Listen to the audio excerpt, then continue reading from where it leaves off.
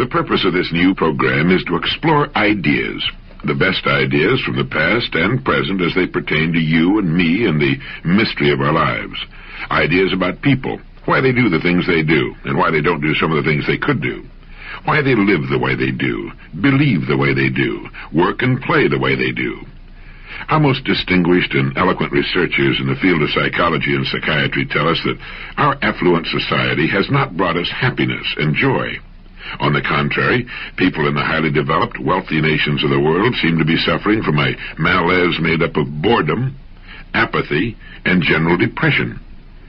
We know that people are at their best, that is, they seem to be happiest and most energetic, when they're striving toward the fulfillment of what seems to them to be good and worthy ideas. Isn't that true? People move mountains and dance and sing far into the night when they're swept up by a great idea. There's something about the human creature that makes him godlike when he's moved by a great idea, and apathetic, bored, and depressed when he's not. Wherever you find boredom, you'll find the absence of a good idea, in a child or an adult. People are depressed and bored when they know deep down in the very fibers of their being that the life they're living is not what it could be, not what it ought to be. We suffer from an all-pervading feeling of guilt when we're living below our true capacities in our work and in our play. And it's beginning to dawn upon the people everywhere that we've been chasing a mistaken concept of what success is all about. We've confused means with ends. We'll find success, each of us in his own way, when we find ourselves, and when we do, all things that we want and need will be added to our lives. The journey of self-discovery, the journey into meaning, is the most exciting on earth and the most rewarding. When we're gripped by a good idea, a succession of good ideas really, because one leads to another, we're at our best, our happiest. We may not know that we're happy, but we are, and our lives are characterized by a feeling of worth, of purpose.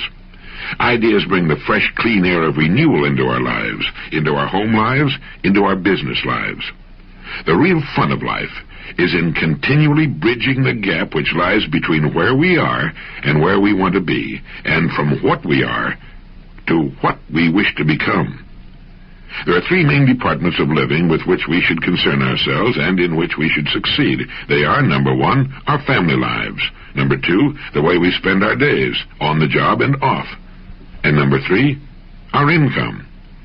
The purpose of this program is to help us find more meaning, more real success in each of these vital departments. First, just a word about listening. You know, when we listen, and especially to information that involves us personally, our minds only pay attention to what we're hearing until something we hear triggers an idea in our minds. Now, at that instant, our minds tune out and concentrate on the new thought. It's like lifting the tone arm on a record player. We no longer hear anything, but the record keeps turning. Now, when you hear something in direct line that sparks an idea, you tune me out for whatever time you devote to the idea. You'll do this repeatedly. The next time you listen, you'll tune out at different times. Because of the way we listen and because our attention will dart from what we're hearing to what we're thinking about, it's necessary to hear a spoken message several times just to hear it for the first time. And even weeks, months, or years later, it will spark new ideas. So if it's convenient, stop the player whenever you want to think about something you hear. Perhaps you want to make a note of what you've heard or think about it for some time. Then, when you're ready to resume, start the player again, and so on. If you're driving your car or if the whole family's listening, that might not be practicable. But even with stops and starts, repeated listening is necessary to make what you hear a part of your way of thinking and doing things. Unfortunately, we don't learn much from something we read only once. If it were printed, it would take time away from other things. In audio form, it can be listened to while we're doing other things, such as commuting to and from work, while traveling on business calls, while dressing, having breakfast, while relaxing after a long day, and so on. Moreover, in this form, it can be heard by all members of the family. If it were only in printed form, it's unlikely that it would be read by more than one, two at most. Another important reason for the cassette tape is that listening is our most effective and effortless way of obtaining information, the most natural way to learn anything. We learned by listening for many years as children before we learned to read. You see, we pluck ideas from speech as we might catch fish from a flowing river. We're not even conscious of the words being used. We listen for ideas, and that's what this program is all about. We learn to read by listening. And for most, reading remains something of a mechanical process from which ideas must be constructed. And finally, the spoken word carries so much more interest and flavor, so much more meaning, and an emotional impact impossible with the printed word. Well, let's begin with this great thought. It has appeared in many forms in man's literature, but I believe it was Emerson who put it best. Nature magically suits the man to his fortunes by making these the fruit of his character. We might experience some difficulty in finding out what we're really like by trying to look inward, but we have only to look about us at our fortunes, for they are the fruit of our character. The late Dr. Maslow, former president of the American Psychological Association, said you judge a person the same way you judge an apple tree, by his fruit, by what he produces. Do you go along with that? It's hard not to, isn't it? Well, what is character? My Random House on a Bridge says character is the aggregate of features and traits that form the apparent individual nature of some person or thing.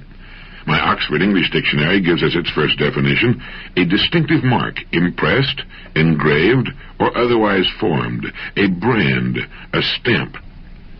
Any person who has had the chance to live as an adult for any appreciable length of time begins to collect about him what we can call his fortunes. They represent a merciless mirror of him as a person. They reflect his nature and constitute, in total, a distinctive mark, a brand, a stamp.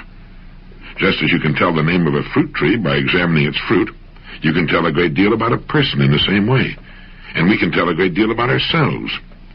We surround ourselves in an environment, in circumstances, as Professor Jose Ortega y Gasset used the word, which reflect us, and which include our true beliefs. No matter how loudly we talk about what we believe in, our circumstances reflect our true beliefs. They show to others what is important to us.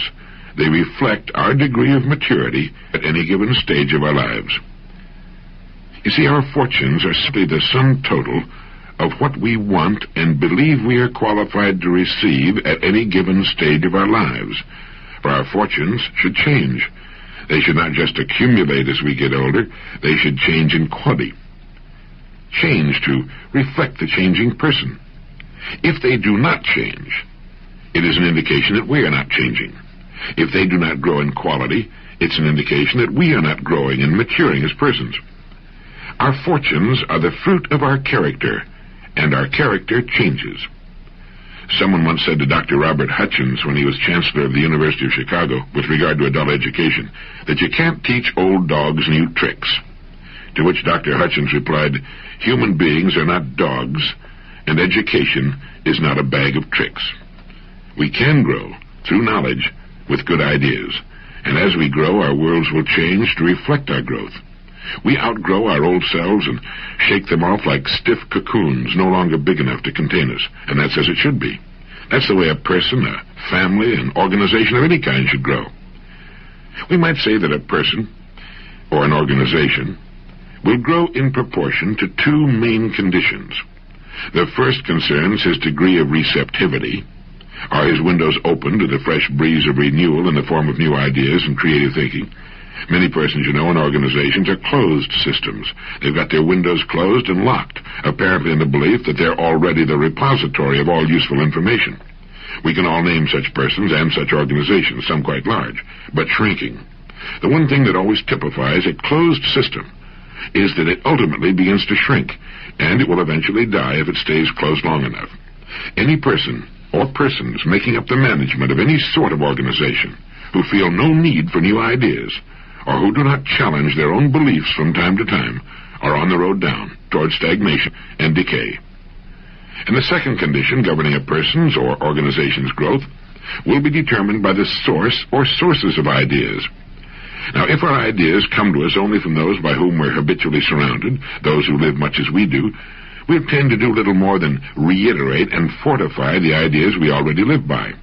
That's also true in an organizational sense. A person can be said to be an organization, indeed a highly complex organization.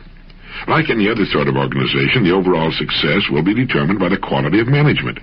Just as the success of any business or other organization depends for its success or failure upon its management, so does the success or failure of a person depend upon the way he manages himself. We're all units of production, We produce things and words and attitudes which reflect our management, and the quality of our product, our total product, will be determined by the quality of our own self-management. Now, we can determine the quality of our overall product by simply assessing what we're being paid for it. It's true for a person, or for a business firm, or any sort of organization. And we might say the quality of our management will be determined by the quality of our ideas. The main ideas of our lives are the main roads on which we travel. So where do we get most of our ideas?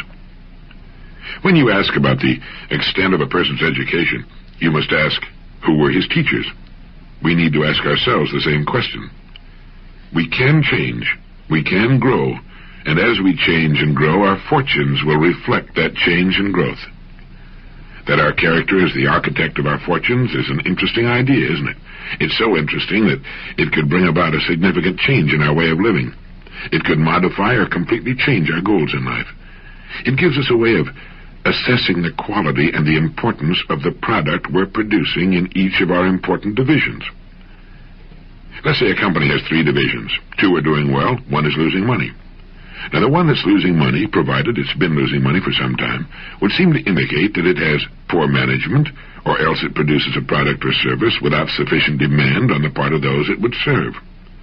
Now, the same can be said to be true of the different departments of our lives.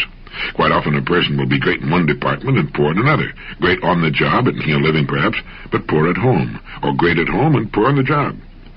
I think we can safely say that every relatively normal person wants to succeed in each of the 3 main departments of living. In his family life, in the way he spends his days, that is, the work he's chosen and the way he chooses to spend his free time.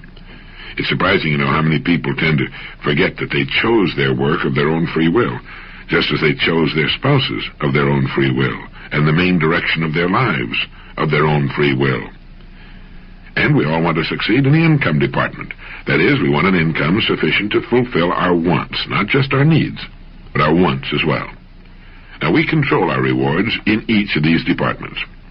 If we've been adults for any real length of time, and if we've achieved any real maturity, we must admit to ourselves that our rewards in each department are commensurate with our management, with our success in interacting with those upon whom our success depends.